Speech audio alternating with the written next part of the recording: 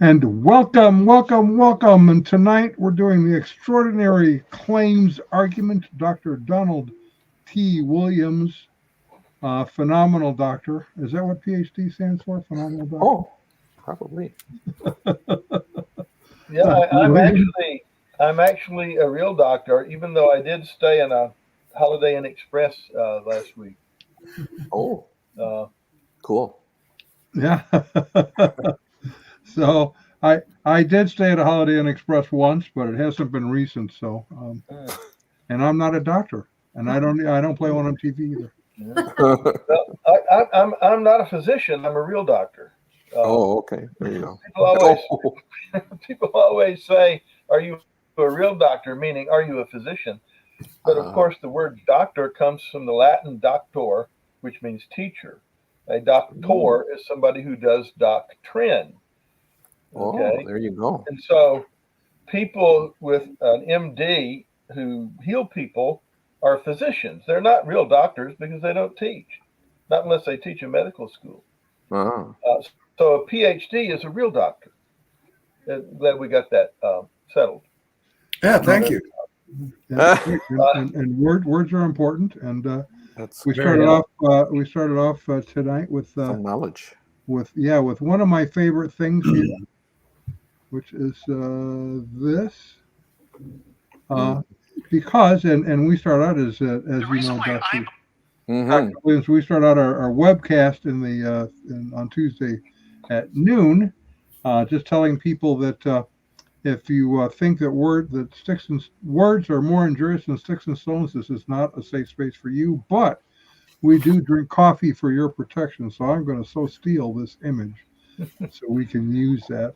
Oh, is that what that is? I was thinking somebody had put motor oil in a cup for some reason. Ah, yikes.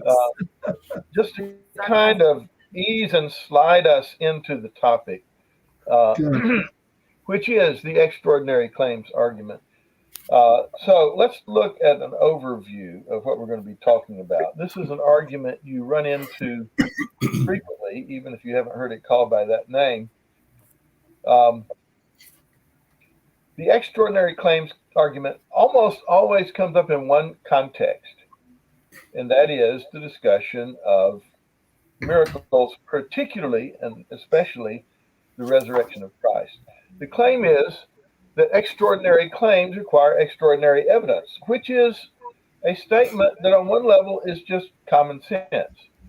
Uh, if I tell you that the sun came up in the east this morning, you probably would accept that because it's a pretty straightforward and obvious statement. You've seen the sun come up in the east so many times that you don't really need a lot of evidence to be convinced that it did it one more time. But of course, when we're talking about apologetics, we're dealing with claims that are not quite that obvious, things that you don't see every day, and this argument starts from a truth, which is we all operate this way. We all demand more evidence for a claim that's a little bit out of the ordinary. But what will be done with this is to take it to an unreasonable place. And that is that you, people will be asking for so much evidence that you can never meet their demand. Uh, so where did the screen go? Yeah, I have to remember what I'm supposed to say by looking at my PowerPoint slide. Uh, so you'll hear somebody, for example, say that a man rose from the dead takes a lot of believing. How could you ever have enough evidence for a belief like that? Yeah. And the problem we're going to run into is people are putting the bar so high that nobody can ever get over it. It doesn't matter how many times you've jumped your horse or how good you are at dressage, you're not getting over that bar. It's a brick wall that's 20 feet high, and your horse is just going to smash into it. Uh, However much evidence you present, it will never, ever be enough. So when you run into this attitude, and sometimes it's an attitude and not an actual argument, how do you respond? That's our question for tonight. Is what can we do when we run into people? Most of them haven't actually articulated this as an argument, although that does happen, but it's just an attitude or an assumption. And it's a difficult thing to combat because, in fact, we all proceed on this basis all the time. So if you tell me that Patrick Mahomes, let's say around the end of January, the start of February, you tell me Patrick Mahomes won another Super Bowl, I might just take your word for it. If you tell me, on the other hand, that the Atlanta Falcons won the Super Bowl, I'm going to need to see some evidence. In fact, I'm going to need to see a lot of evidence for a claim like that. If you tell me that Georgia won a third national championship, I'm thinking, well, of course they did. I mean, what were you expecting? If you tell me Vanderbilt won it, I'm like, no, You got to show me some really, really solid documentation before I'm swallowing that piece of thing. So this is the difficulty, is that what these people are doing is not just wrong. They've got an instinct that's basically right, but they're pushing it to an extreme where it becomes not helpful anymore. And so what we want to do is to see if we can understand how that's happening and how can we tell when this very common sense demand for evidence, we should demand evidence, how do we tell when it gets to the point that it's no longer helpful and is in fact keeping us from understanding the truth or seeing the correct solution to a problem? Okay. So, Falcons won the Super Bowl. No, I got to see some strong documentation before I'm going there. Where this usually shows up, of course, is in discussions of the resurrection. If we can get back to our screen there. Which screen are we going for? PowerPoint. Where we were and keep going. Yeah.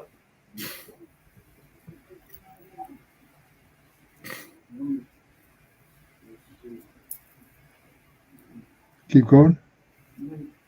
We can't see it. Oh, I that would help, wouldn't it? Here we go. Technical difficulties. Here we go. We've gone quite a distance into the future here. Time Here we travel go. is something that if you think there's no such thing as time travel, you obviously haven't been following these discussions. So there is a right use of this basic principle, which is that we need evidence for things. You should always demand good evidence because the world is full of liars. Mm-hmm.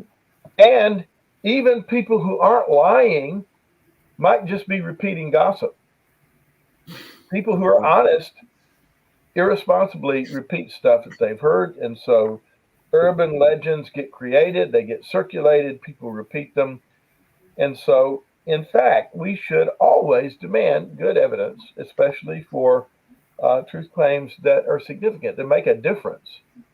Why do we want good evidence for the resurrection? Because if Jesus rose from the dead, it changes everything. It validates his claim to be the Son of God. So we always demand good evidence, and sometimes we're justified in rejecting things outright. I mean, there are cases where there is no adequate bar you can set for the amount of evidence that you need. And if a truth claim involves a logical contradiction, if you tell me, I just drew a square circle, I'm not even going to ask to see it. I already know it's false, because if you made it round, it doesn't have four corners and it's not a square. And if you gave it four equal sides and 4 90-degree angles, it's not a circle. You can't draw a square circle. It's a contradiction. So something involving a contradiction, you don't need to look at the evidence, and you're justified in saying it doesn't matter how much evidence you give me, that can't be true by the very nature of what you're saying. If you're telling me that there are no absolutes,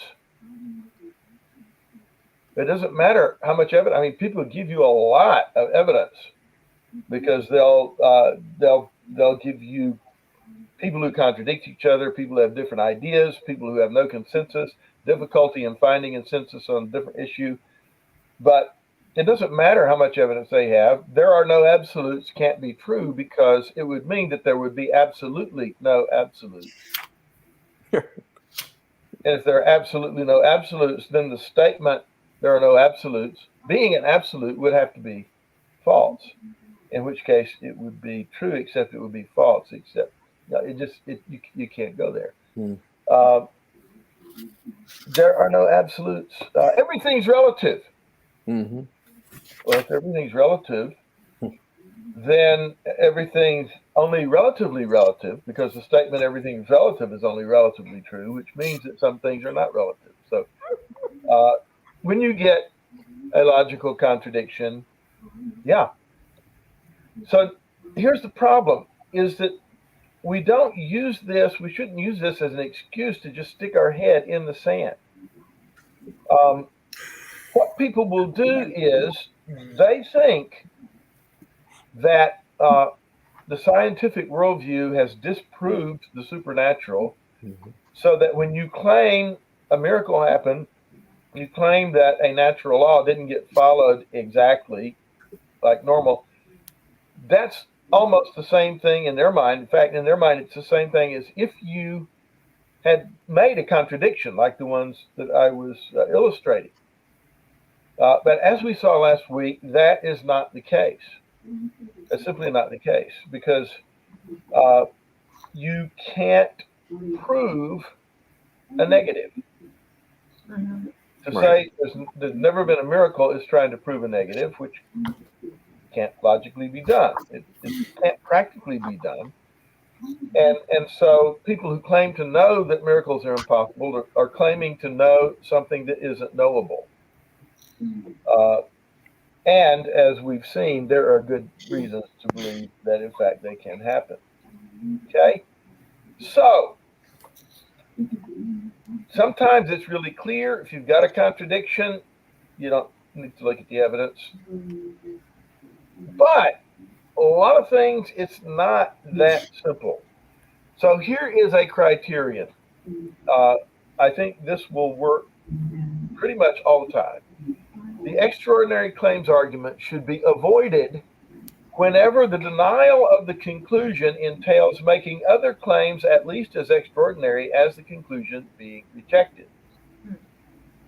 The extraordinary claims argument should be avoided whenever the denial of the conclusion forces you into making other claims that are at least as extraordinary as the conclusion being rejected. Now, let's get some examples to see how this works. Thank you. In such a case, the extraordinary claims argument is just unhelpful and only leads to head in the sand syndrome, which you should really avoid, because it really messes with your eyes and your nose.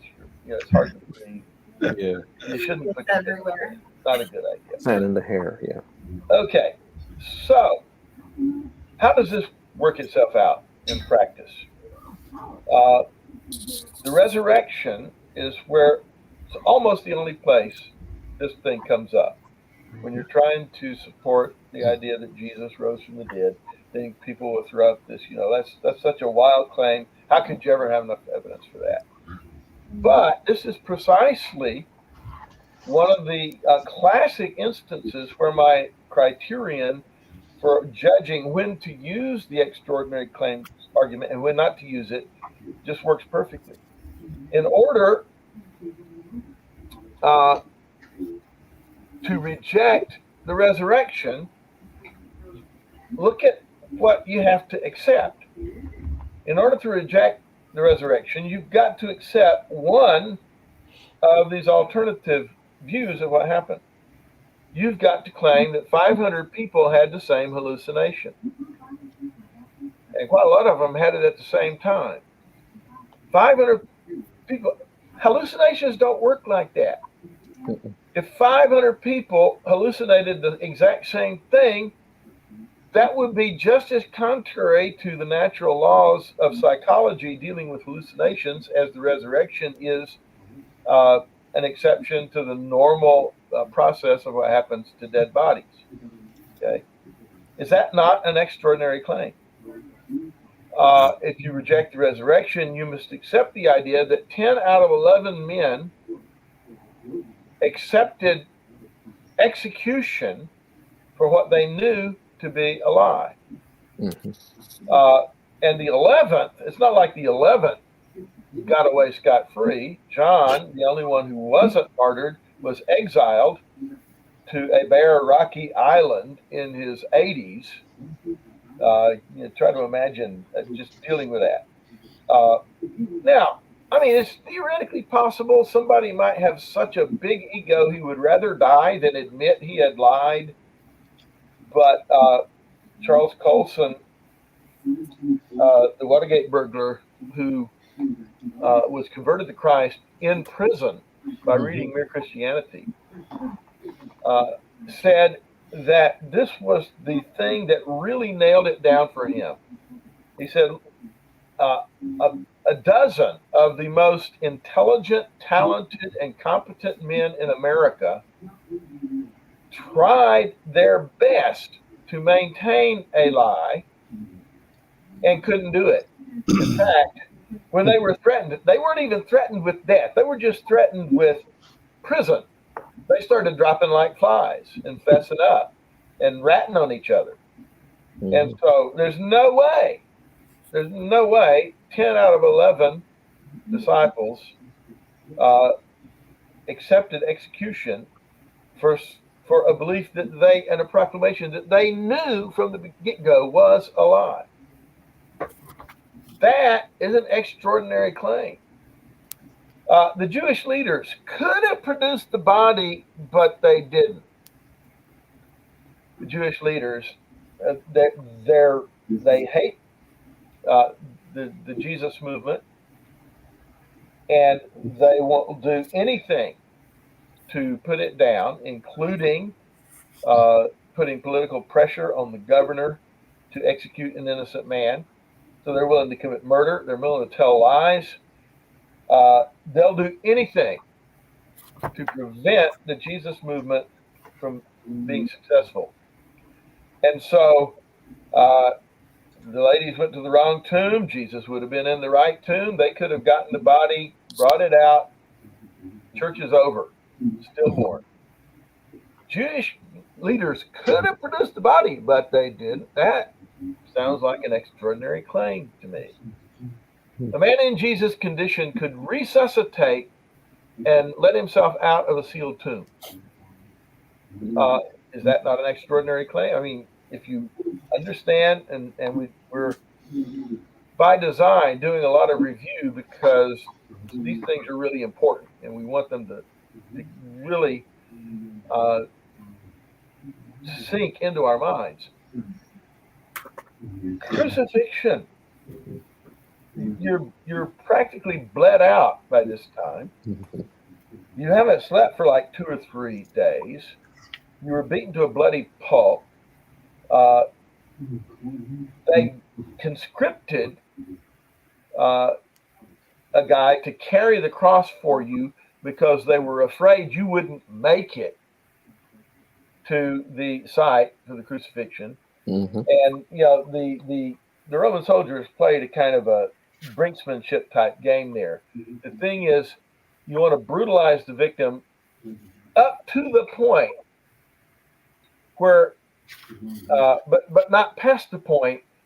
If he dies before the crucifixion, you're in big trouble, because the Romans used crucifixion as a huge object lesson. You don't want to cross us. You don't want to mess with us. This is what's going to happen to you. And so you don't want the guy to die before you get him on the cross. And Jesus was so brutalized, they were afraid that might happen. That's the only reason they didn't make him carry the cross. They got this other guy to do it for him. He was that weak.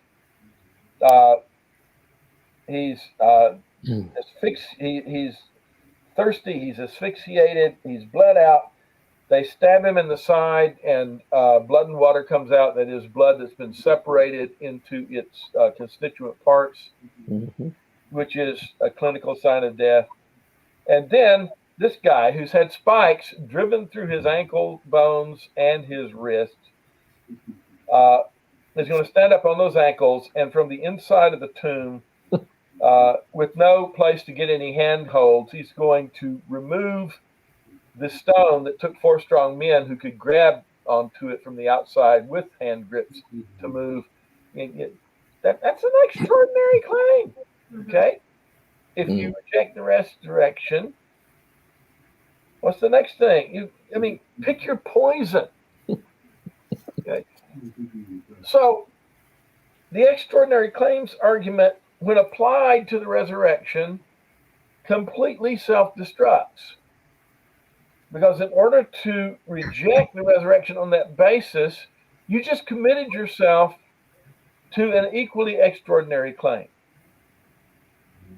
The resurrection is more extraordinary than any of these examples that we just put on the screen, only if and only if you know for a fact that miracles are impossible. If you know for a fact that miracles are impossible, then it must have been one of those other things, however extraordinary they may be. But if you simply keep an open mind on the question of whether there could ever be an exception to a natural law's normal outcome, whether the law gets broken or not. We've had this discussion already before as well. If you just keep an open mind on that, then the extraordinary claims argument takes you nowhere. Right. It leaves you right where you were before, and consequently should be rejected. It doesn't help you understand what happened, and it doesn't help you evaluate the evidence. I've got a question. Go ahead. Okay. You said if you just can keep an open mind. Okay. So what I see as I share the gospel with people is they've already made their decision to not have an open mind. They don't even, there's not a true consideration of anything that I might say. So have you found any way that can facilitate, other than just explaining to them, it helps to keep an open mind, or whatever? I'm appealing to your wisdom on this here, Steve. Well, people,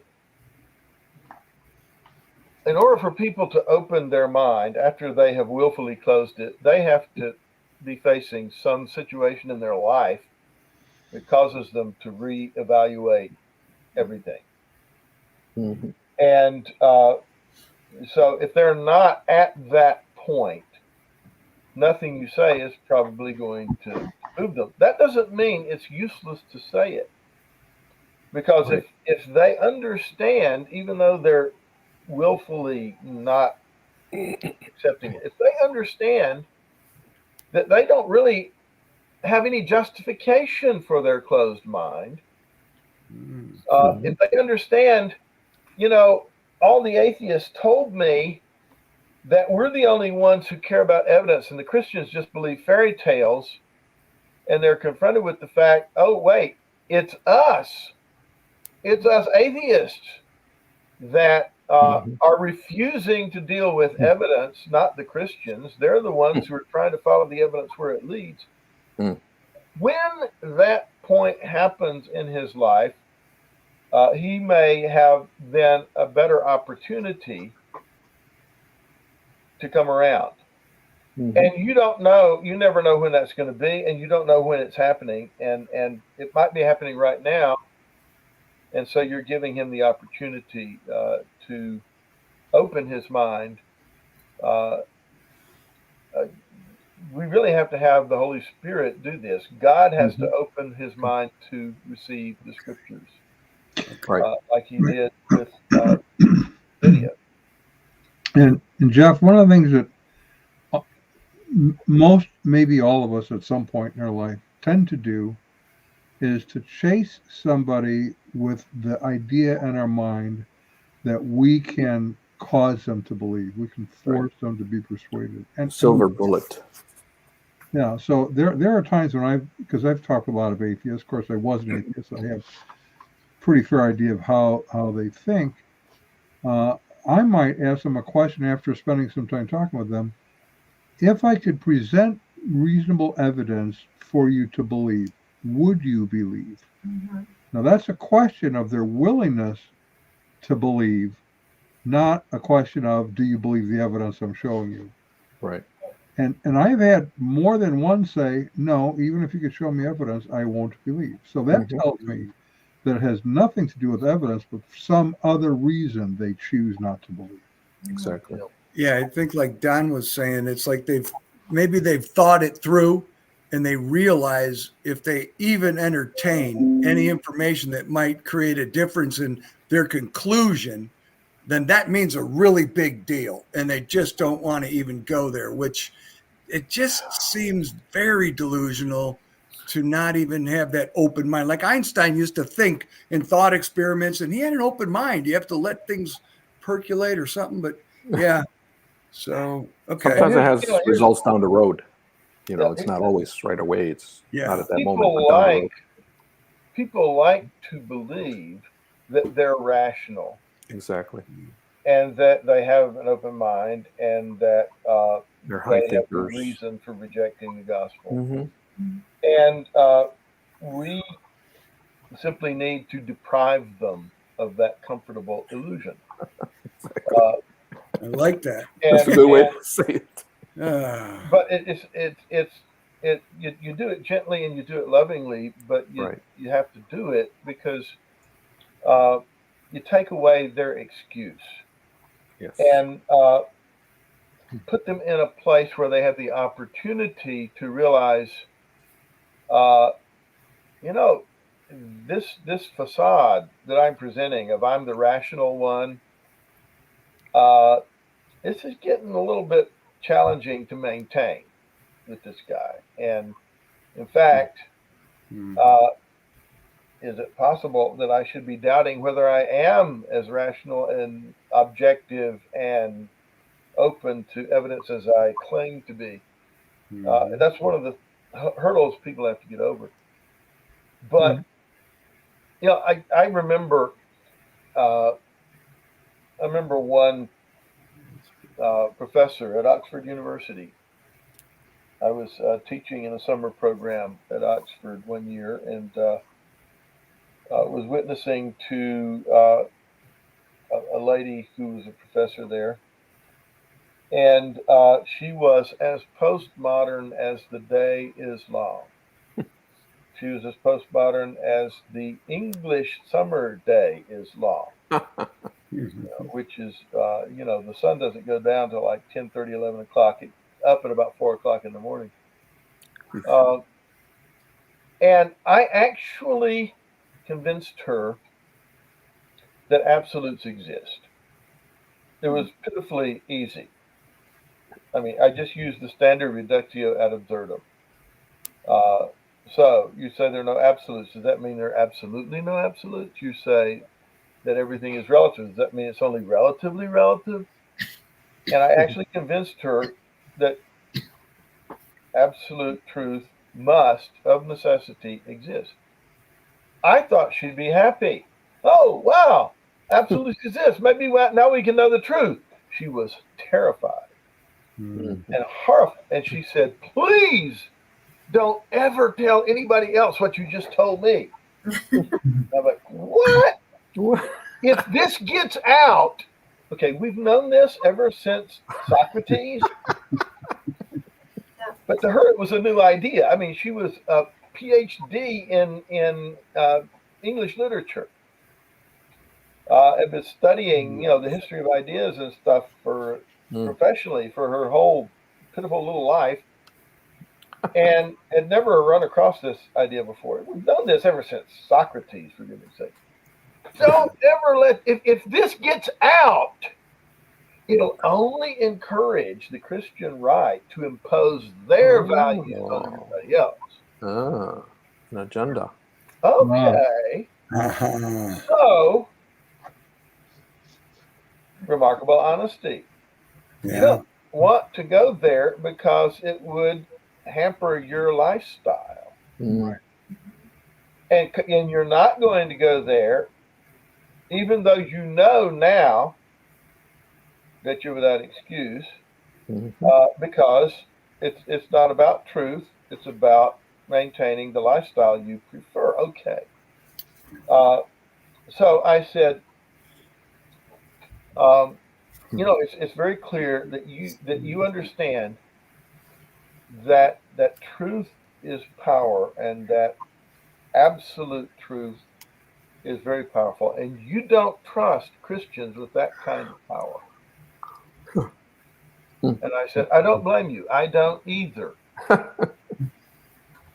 But let me ask you if you would just read the Gospel of Luke. I don't know why I picked Luke. I think I might have been in Luke in my devotions at that moment.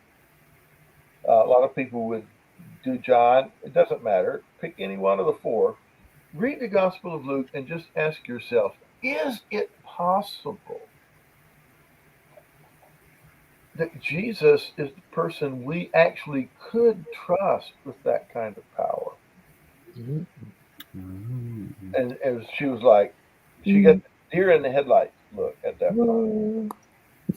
She didn't know how to respond to that.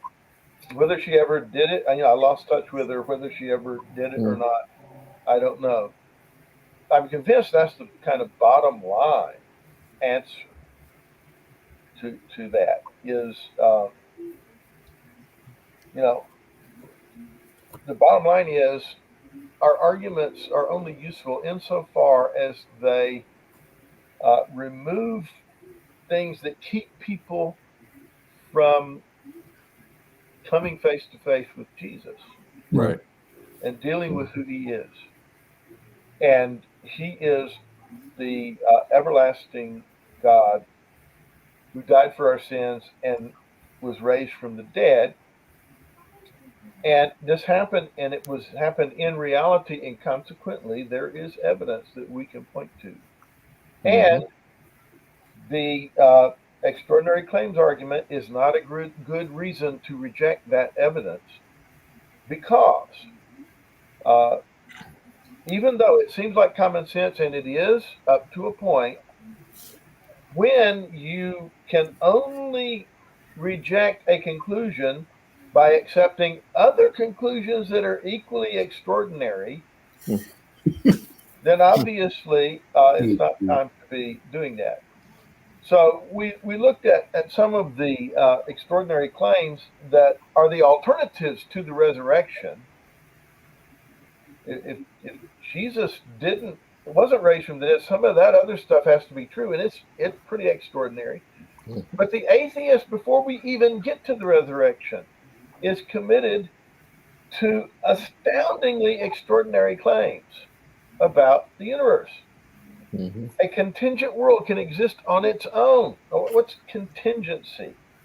Contingent means dependent. Okay. If I don't get oxygen for 3, 4, 5 minutes, I'm out of here. Existence is over as far as this plane of existence is concerned. I got to have food and water. I can go without food for a few weeks. I can go without water for a few days, but if I don't get them, I'm totally dependent on these things. I'm dependent on other people. The whole network of infrastructure that we have created to enable ourselves to actually keep living on this planet, which we couldn't do without being dependent on these things. If my mom and dad don't meet during World War II, I'm not here. Okay?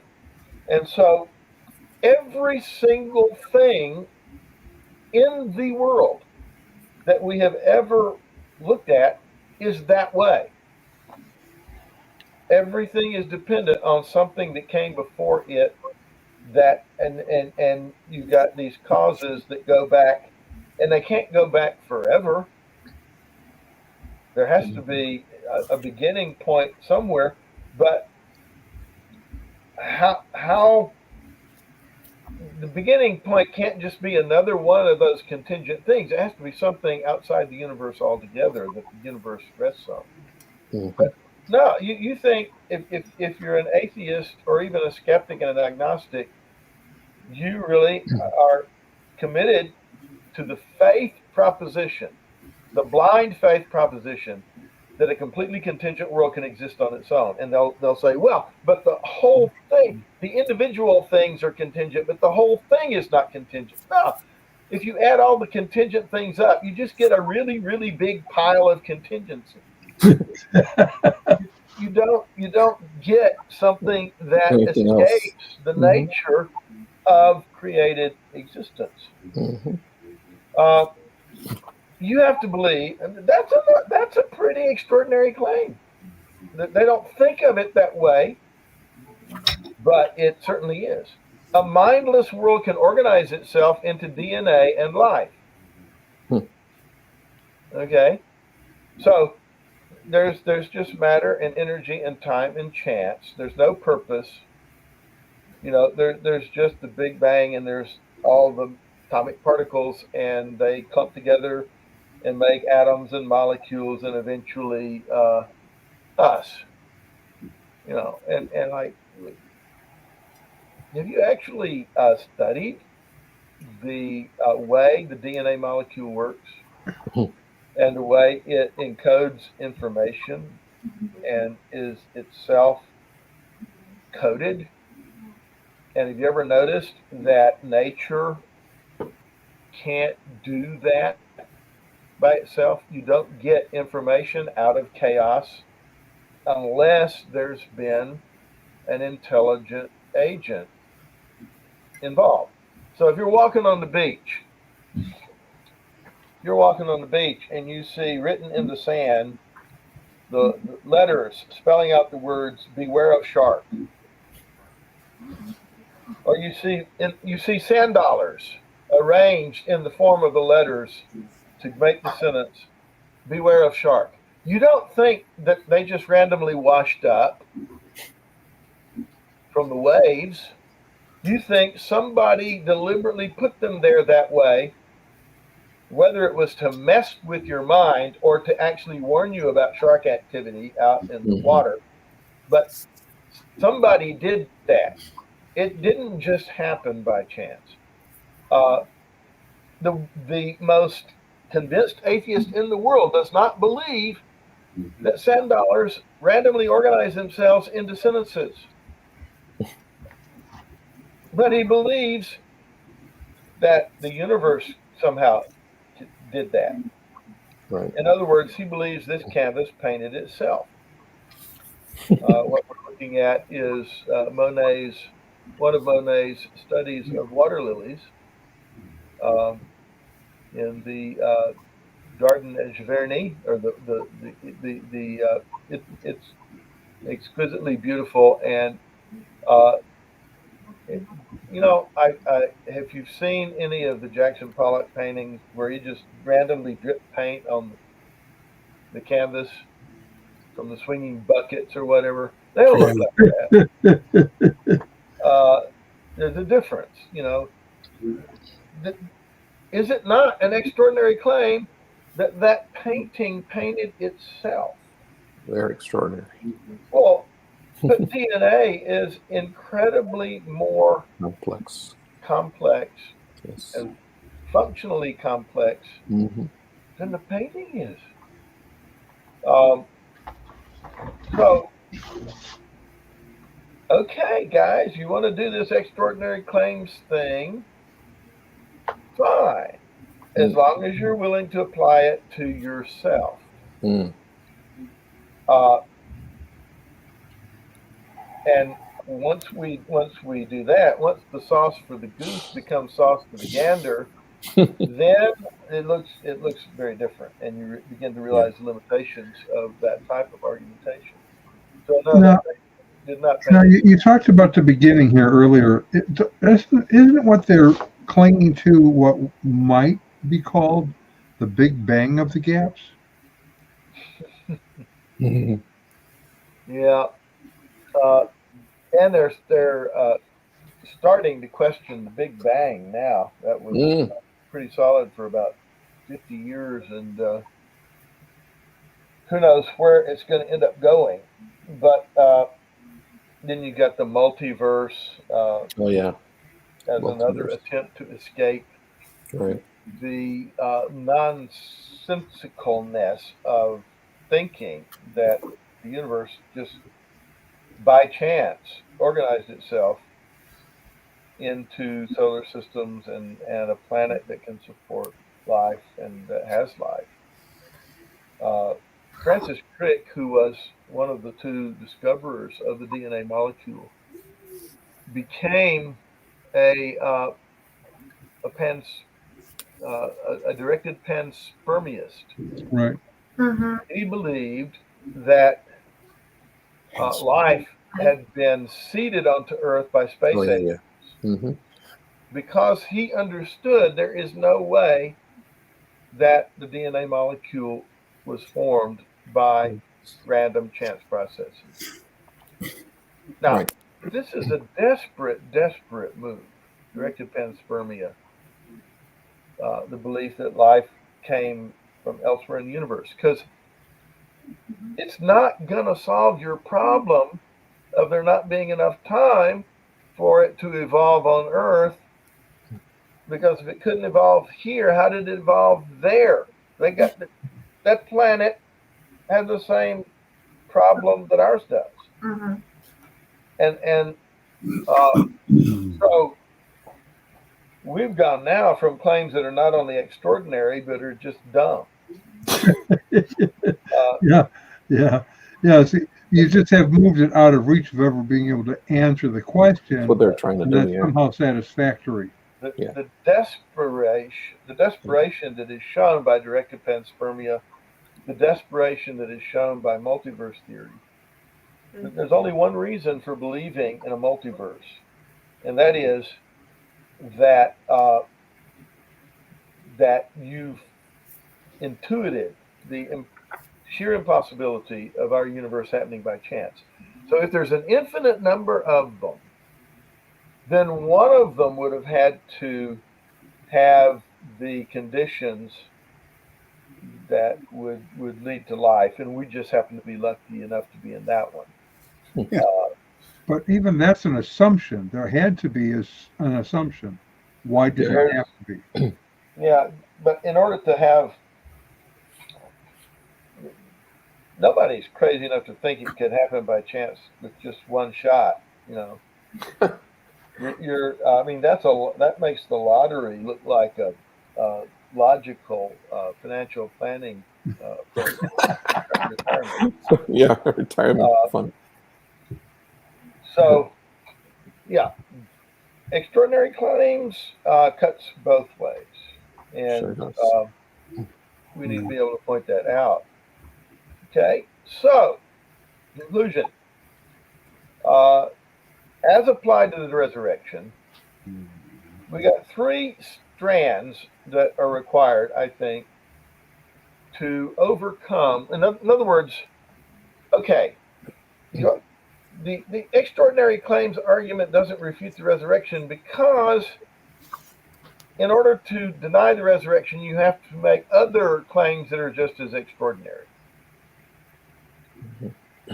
So, but it still raises the question.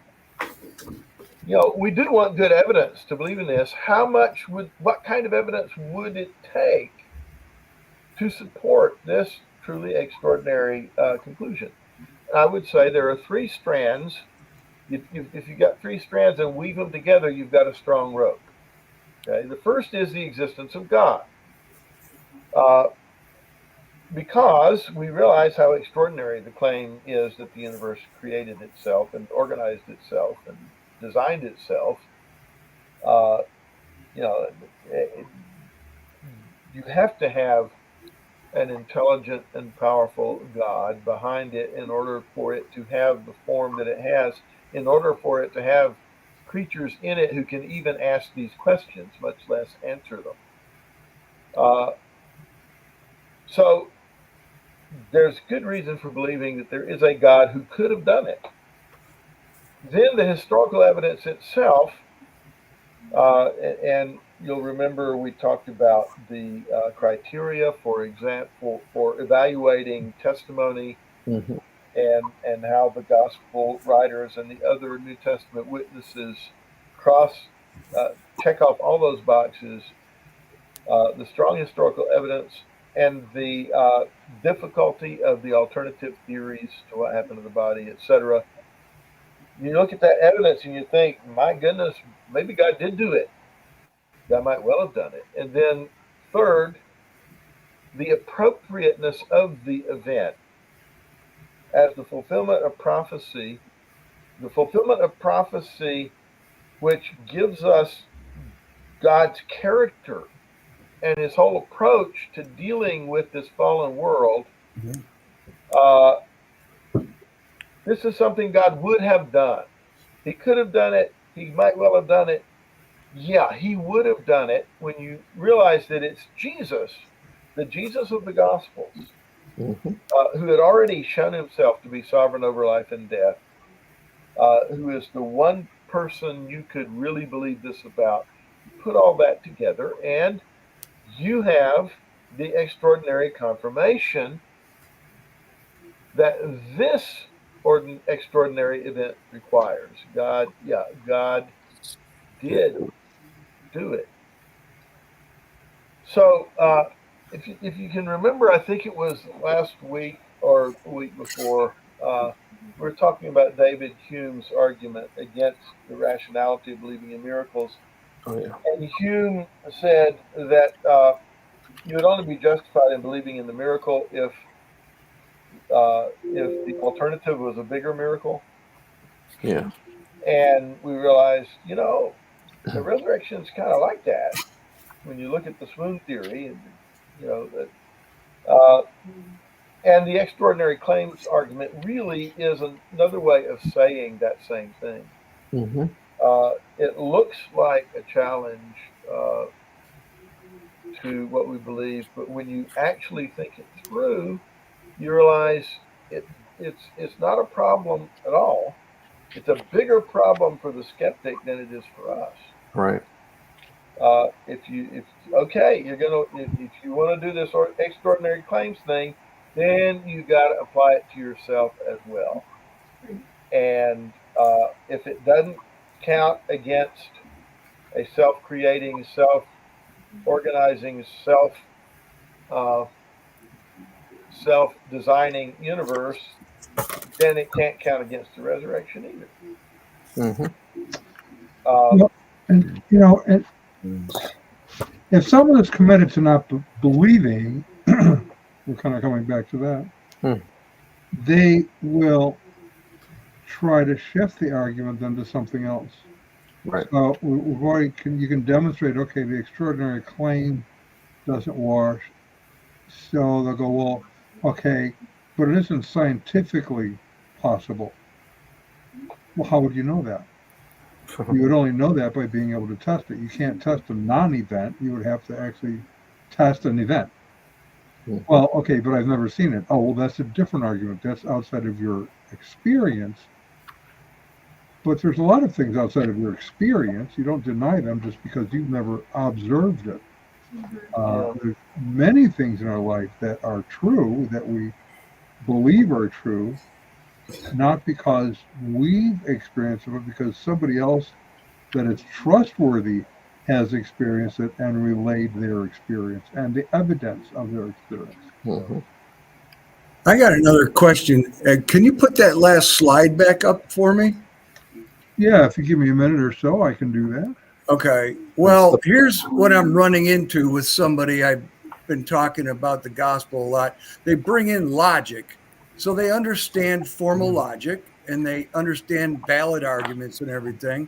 But here, I think what we're talking about, something can be reasonably believable if it doesn't conform to the rules of logic. Is that true?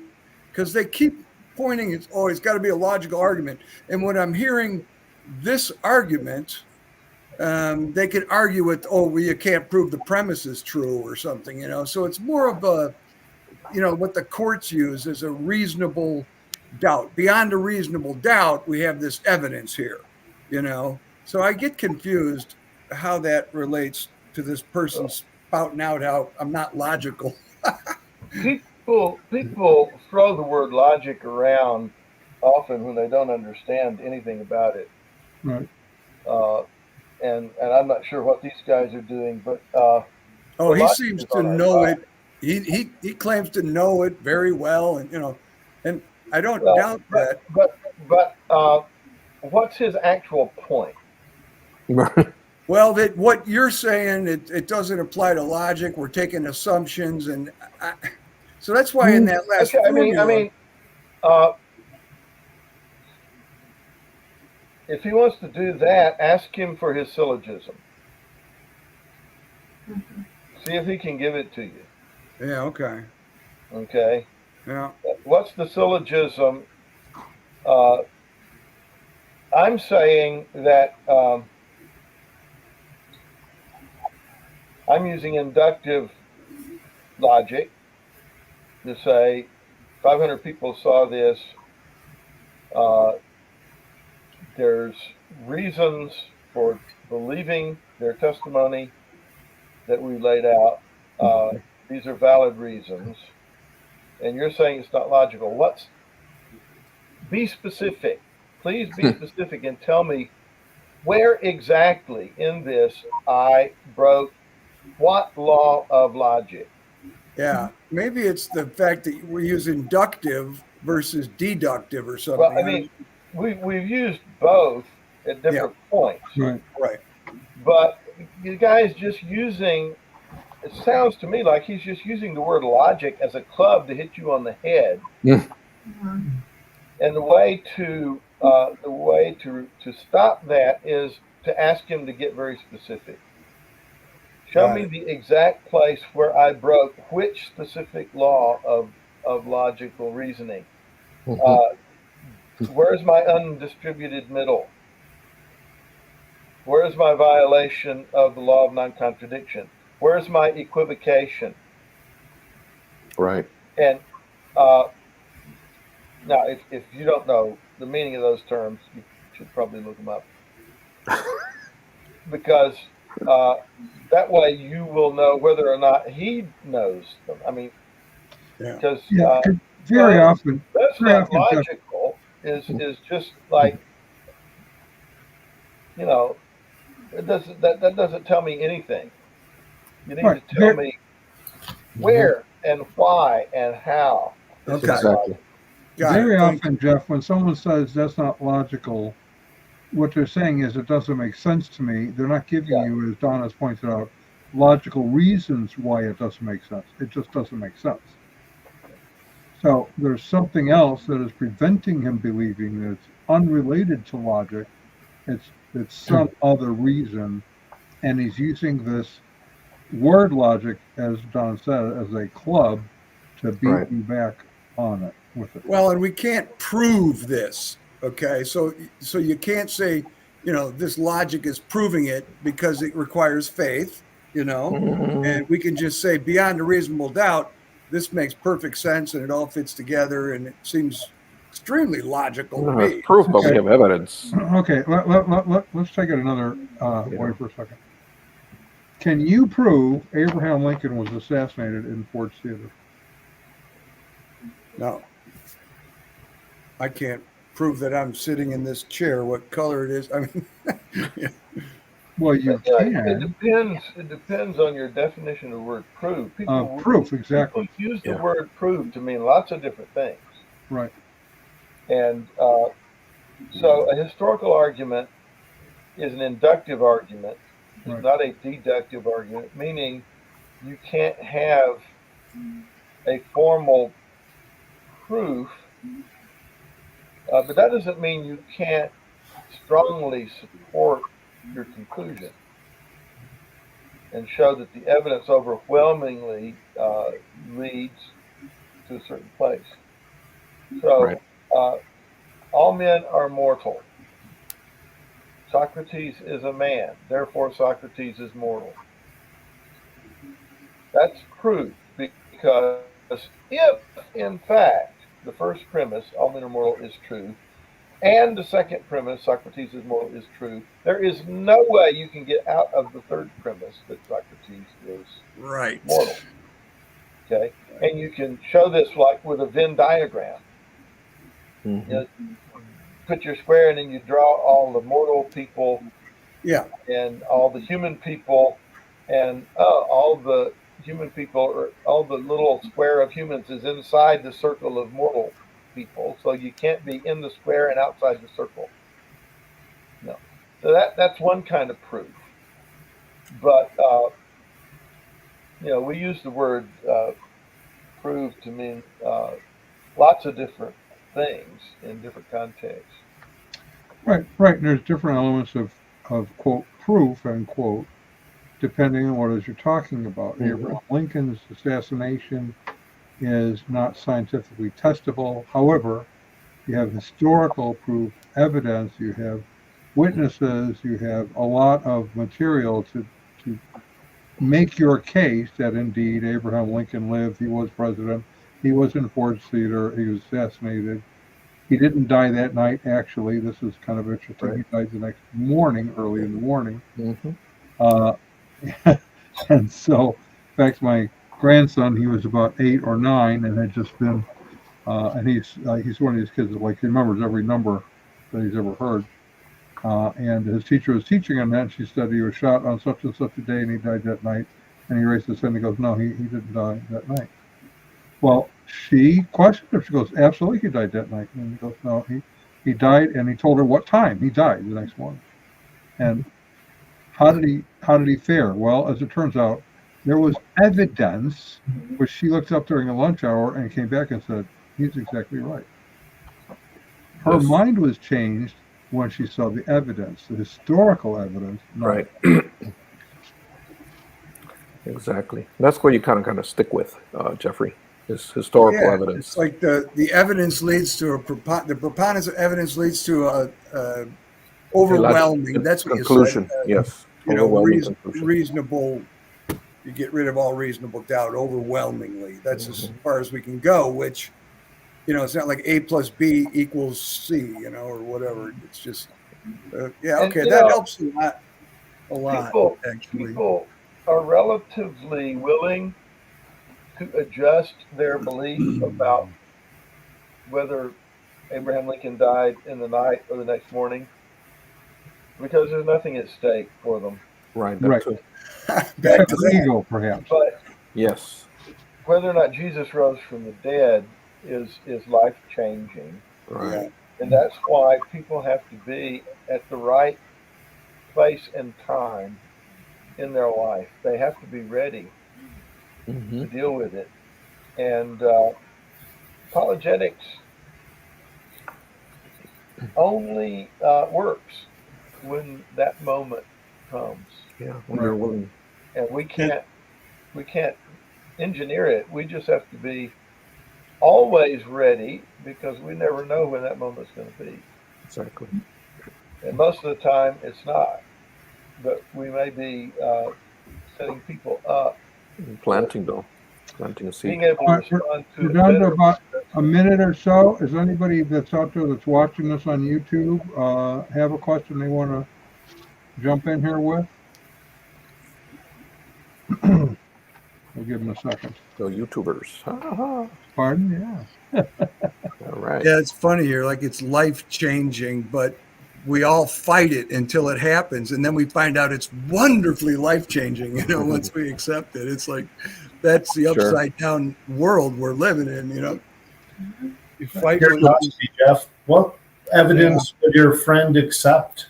Does Yeah, he really. want video proof of it? Would that be enough? And what level of proof does he want? Yeah. that's That's another like question. what Don was saying. Great question. Thank Thank you for pointing that out. Yeah, I'm gathering goodness here, so that's very helpful. Keep all your Well, notes. I have with everybody. I had an architect friend. I think I might have shared this story at some point in the past. His name was Price. He was an atheist, and it's interesting. He would call me oftentimes when there was a client that he came to him that had been in trouble with a previous contract or whatever. He'd call me, and the first question he'd ask me is, "Are you still a Bible banger?" And I go, "Yes, I'm still a Bible banger." And he says, "Good. I know. I told him he could trust you." And so we start talking through. Well, we set up a time to meet, and then as we met, and we're going to a client's to the client's office or home or wherever we're going to meet. The last time I saw him, we're walking along, and he asked me this question: because he would always think of a question he wanted to ask me to kind of stump me. He didn't want to believe, and he just figured he had the right question. So he asked me, "Well, what about the Aborigine and the deepest, darkest, whatever?" And I said, "Okay, if you're asking about how does God reach out to them?" And I said, "I can tell you this: the Bible tells me that He's a rewarder of those that diligently seek Him. So if somebody's in the deepest, darkest, whatever, God will get the message to them because that's what He does." That really isn't the question, though, Price. The question is this: you have heard, what are you going to do with it? And he stopped and looked at me and goes, "You always do that to me, don't you?" Always.